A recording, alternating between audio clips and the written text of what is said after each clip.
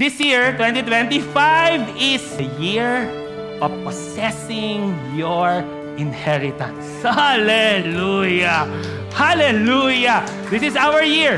God wants you to possess every single thing that He has given you. God wants you to experience it this year.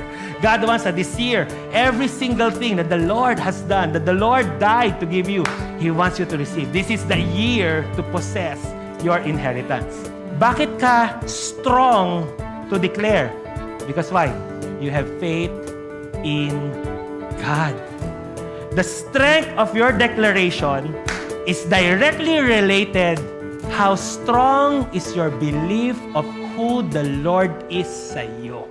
Why are you so bold in confessing? Because you know who your God is. Why was he so confident na kaya niyang mag-go in and possess? How does he see Jesus? He delights in us. Allow yourself, kapag dinideclare mo, Lord, mabait ka, mahal mo ako. Dahil, alam mo, dahil mahal mo ako, Lord, dahil mabait ka, you go before me. Lord, I declare, this year is going to be a great year. He's our vine, He's our shepherd, He is the one who goes before us. He is our Savior. Now that you know all of these things about me, anak, possess. Declare.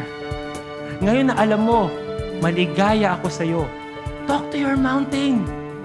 Hallelujah! Church, possess your inheritance. Possess it. Faith is completed when you declare.